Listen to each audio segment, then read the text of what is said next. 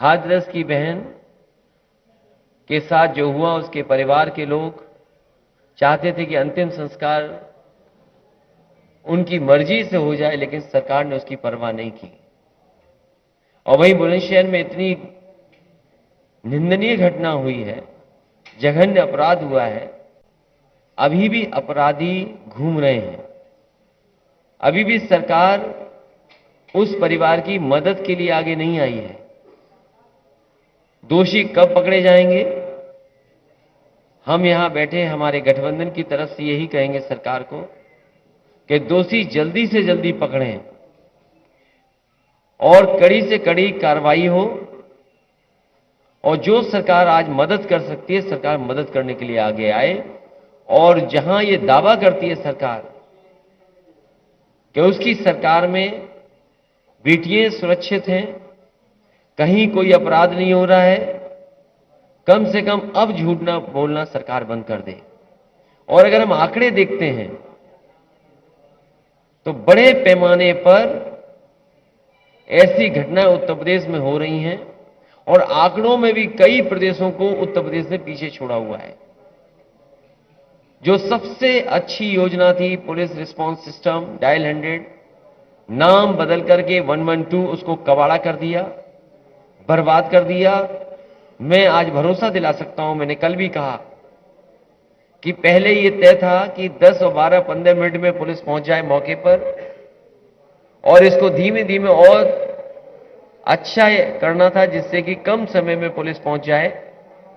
समाजवादी सरकार और आरएलडी के गठबंधन की सरकार, सहयोगी दलों की सरकार बनती है तो भरोसा दिला सकते हैं कि चाहे गाड़ियां बढ़ानी पड़े और बेटियों बहन के लिए जिस तरीके से 1090 पावर वुमेन लाइन बनाई गई थी, अगर स्ट्रक्चरली चेंज करके बेटियों की सुरक्षा के लिए डायल 100 डायल 112 में ही कोई व्यवस्था करनी पड़ेगी तो की जाएगी। और वहीं गाड़ियों की संख्या विशेष बढ़ा करके सुरक्षा का माहौल बनाने का काम ये दोनों गठबंधन के लोग करेंगे।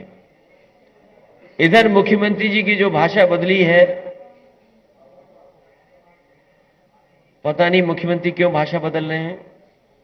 और मुझे लगता है कि जो हवा चल रही है पहले चरण में, यहां के लोगों ने ऐसी हवा चलाई है कि भारतीय जनता पार्टी और खासकर मुख्यमंत्री जी, उनको समझ में नहीं आ रहा कि क्या कहा जाए। वो हमारे मुख्यमंत्री हैं, वो कोई कंप्रेसर थोड़ी हैं कि हमें ठंडा कर देंगे। हमारे बहुत सारे लोग हैं, जानते होंगे, फ्रिज में ठंडी चीज रखने के लिए कंप्रेसर होता है। कंप्रेसर खराब हो जाए तो क्या मुख्यमंत्री जी हमारे कंप्रेसर हैं? और जो लोग कह रहे हैं, गर्मी की बात कर रहे हैं, हम उन्हें भरोसा दिलाना चाहते हैं कि गठबंधन की सरकार बनेगी तो भर्ती दी जाएगी, भर्ती खोली जाएगी। गर्मी नहीं, भर्ती। नौजवानों को भर्ती के लिए उन्हें देने का काम, उनको नौकरी देने का काम गठबंधन में होगा। और जिस तरीके से सरकार ने नौकरियां छीनी हैं, रोजगार छीने हैं, इस बार हर यूथ अपने बूथ पर भारतीय जनता पार्टी को हराने का काम करेगा। हमारे किसान दुखी हैं कि इस बजट में भी उनके साथ धोखा हो गया। ये बजट तो ऐसा आया है कि गरीब को महसूस ही नहीं हो रहा कि कोई बजट आया है। और सरकार कह रही कि अमृत बजट है। अगर ये अमृत बजट है तो इससे पहले क्या सब जहर वाले बजट थे? अगर ये अमृत बजट है भारतीय जनता पार्टी का, तो पिछले जितने भी बजट थे वो जहर वाले बजट थे क्या? और सुना है कि डायमंड सस्ता हो जाएगा। तो देखो गरीबों का कितना ख्याल रखा है इन्होंने। भारतीय जनता पार्टी कहती है इस बजट के बाद डायमंड सस्ता हो जाएगा। तो सोचो गरीब का कितना ख्याल रखा गया है। और जूते चप्पल सस्ते होने जा रहे हैं। ये देखो सरकार कितना ख्याल रख रही है। अपनी गलत नीतियों के कारण बड़े बड़े कारखाने बेच करके, बड़े बड़े उद्योग बेच करके, कोविड के समय न मदद कर करके सभी उद्योग कारखानों को चौपट कर दिया। तो लोग और नौजवानों के खासकर जूते चप्पल ही तो घिस रहे हैं अपने भाग्य को बनाने के लिए। ये सरकार किसानों की सरकार नहीं है। जहां आय दोगुनी की बात की, आज कमाई आधी हो गई है और लगातार सरकार ने महंगाई बढ़ाई है। डीजल पेट्रोल की कीमत कहां पहुंच गई और किसान को जब सबसे ज्यादा जरूरत खाद की थी तो खाद नहीं दे पाई, किसी फसल की कीमत नहीं दे पाई सरकार। इसलिए मैं कहना चाहता हूं कि आज वही 3 तारीख है, एक 3 तारीख ऐसी भी थी जिस दिन जीप से कुचल दिए गए थे लोग, किसान कुचल दिए गए थे। और अभी भी किसान भूले नहीं है वो। इसलिए मैं कह सकता हूं ये चुनाव किसानों के मान सम्मान का चुनाव भी है। इस बार जनता ने तय किया है, भाईचारा बनाम भारतीय जनता पार्टी चुनाव है।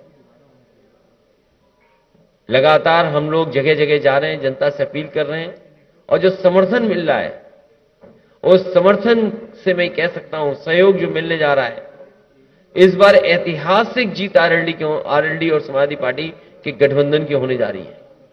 इतना बहुमत, इतना समर्थन कभी नहीं दिखाई दिया होगा जितना इस बार दिखाई दे रहा है। इसलिए ये जाने वाले लोग हैं, नई सरकार आने वाली है। मैं भरोसा दिला सकता हूं कि जो घोषणाएं की हैं, जो संकल्प लिया है कि सरकार बनने के बाद घरेलू बिजली 300 यूनिट माफ होगी, बिल नहीं आएगा, साथ ही साथ सिंचाई मुफ्त होगी किसानों की, और बहुत पुरानी कर्मचारियों की मांग कि ओल्ड पेंशन बहाल हो। समाजवादी सरकार और आरएलडी और गठबंधन की सरकार बनने के बाद पुरानी पेंशन बहाल होगी, कर्मचारियों की मदद करने का काम करेंगे। जिस तरीके से समाजवादियों ने जो काम किए आज भी दिखाई दे रहे हैं। अगर सड़कों पे एम्बुलेंस है, कोविड में अगर किसी ने मदद की तो उस समय एम्बुलेंस सबसे आगे आई थी। जो उसके ड्राइवर थे उसको भी अपमानित करने का काम इस सरकार ने किया है। जो 100 नंबर 112 हो गई है वो भी समाजवादी सरकार की देन है, जो सड़कों पे दिखाई दे रही है। कोविड के समय पर जिन परिवारों में भी लैपटॉप पहुंचा होगा वो आज भी चल रहा होगा, आज भी खराब नहीं हुआ होगा।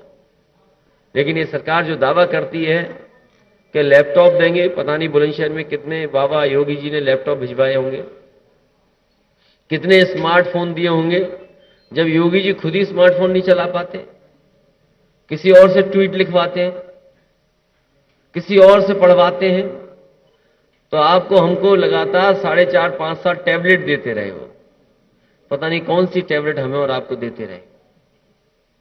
इसलिए ये सरकार जाने वाली है। समाजवादियों ने जो जो अपने घोषणा पत्रों में लिखा था पहले, वो भी पूरा करके दिखाया था। कम से कम समाजवादी पार्टी का ये जनता में भरोसा है कि अगर समाजवादी पार्टी जो बात कहती है वो करके जमीन पर दिखाती है। मुझे उम्मीद है कि हमारे साथ जो प्रत्याशी बैठे हैं, बंसी सिंह पहाड़िया जी हमारे गठबंधन के प्रत्याशी हैं। हम जब सरकार में थे तो ये भी विधायक थे, ये विधायक बनेंगे और सरकार दोबारा बनेगी। साथ ही साथ हरीश लोधी जी हैं, मैं इनके समर्थन में भी आपके माध्यम से अपील करता हूं कि इनको जिताने का काम करें। दिलनवाज खां साहब, ये भी जब सरकार थी तो ये भी विधायक थे और मुझे लगता है कि विधायक आप फिर होने जा रहे हैं और सरकार फिर बनने जा रही है। लाइक करें, कमेंट करें, शेयर करें और हाँ, हमारे चैनल को सब्सक्राइब करना ना भूलें ताकि देश विदेश से जुड़ी खबरें आप मिस ना करें, क्योंकि कोरोना काल में 2 गज दूरी, मास्क है जरूरी।